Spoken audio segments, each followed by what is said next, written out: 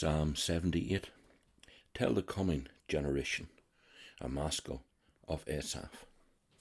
Give ear, O my people, to my teaching. Incline your ears to the words of my mouth. I will open my mouth in a parable.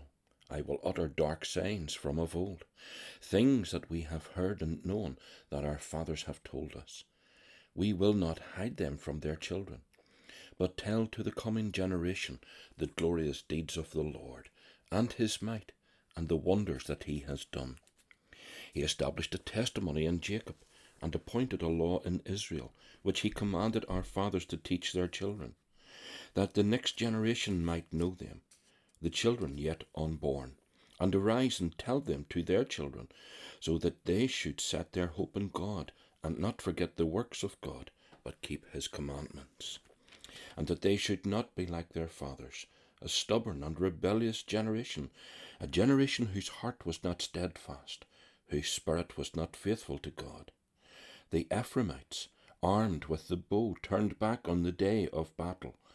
They did not keep God's covenant, but refused to walk according to his law. They forgot his works and the wonders that he had shown them.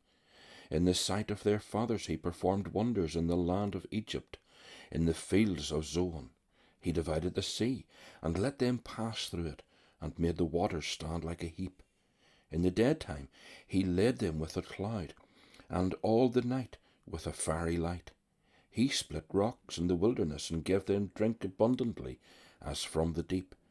He made streams come out of the rock, and caused waters to flow down like rivers. Yet they sinned still more against him, rebelling against the Most High in the desert. They tested God in their heart by demanding the food they craved. They spoke against God, saying, "Can God spread the table in the wilderness?" He struck the rock so that water gushed out, and streams overflowed. Can he also give bread to provide meats for his people? Therefore, when the Lord heard, he was full of wrath. A fire was kindled against Jacob. His anger rose against Israel, because they did not believe in God, and did not trust his saving power. Yet he commanded the skies above, and opened the doors of heaven, and he rained down on them manna to eat, and gave them the grain of heaven. Man ate of the bread of the angels. He sent them food in abundance. He caused the east wind to blow in the heavens, and by his power he led out the south wind. He rained meat on them like dust, winged birds like the sand of the seas. He let them fall in the midst of their camp, all around their dwellings. And they ate, and were filled, for he gave them what they craved. But before they had satisfied their craving, while the food was still in their mouths, the anger of God rose against them, and he killed the strongest of them, and laid low the young men of Israel. In spite of all this, they still sinned. Despite his wonders, they did not believe. So he made their days vanish like a breath, and their years in terror. When he killed them, they sought him. They repented and sought God earnestly. They remembered that God was their rock, the Most High God, their Redeemer.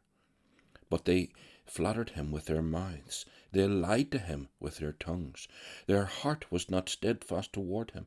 They were not faithful to his covenant. Yet he, being compassionate, atoned for their iniquity, and did not destroy them. He restrained his anger often, and did not stir up all his wrath. He remembered that they were flesh, a wind that passes and comes not again. How often they rebelled against him in the wilderness, and grieved him in the desert. They tested God again and again, and provoked the Holy One of Israel.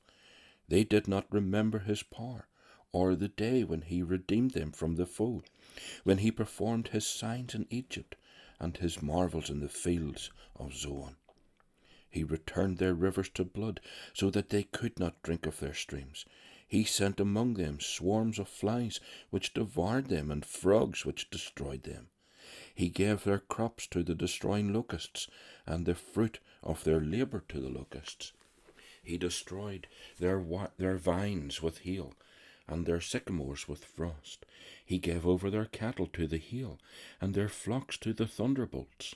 He let loose in them his burning anger, wrath, indignation, and distress, a company of destroying angels. He made a path for his anger.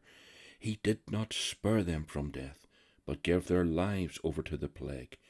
He struck down every firstborn in Egypt, the firstfruits of their strength in the tents of Ham. Then he led out his people like sheep, and guided them in the wilderness like a flock. He led them in safety so that they were not afraid, but the sea overwhelmed their enemies. And he brought them to his holy land, to the mountain which his right hand had won. He drove out nations before them. He appointed them for a possession, and settled the tribes of Israel in their tents. Yet they tested and rebelled against the Most High God, and did not keep his testimonies, but turned away and acted treacherously like their fathers. They twisted like a deceitful bow, for they provoked him to anger on their high places. They moved him to jealousy with their idols. When God heard, he was full of wrath, and he utterly rejected Israel. He forsook his dwelling in Shiloh, the tent where he dwelt among mankind, and delivered his power to captivity, his glory to the hand of the foe. He gave his people over to the sword, and vented his wrath on his heritage. Fire devoured their young men, and the young women had no marriage song. Their priests fell by the sword, and their widows made no lamentation. Then the Lord awoke as from sleep, like a strong man shouting because of wine, and he put his adversaries to rout. He put them to everlasting shame. He rejected the tent of Joseph.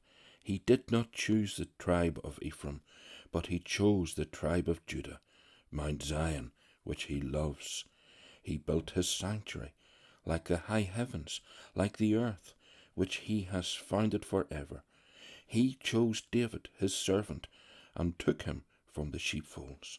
From following the nursing ewes, he brought him to shepherd Jacob his people, Israel his inheritance.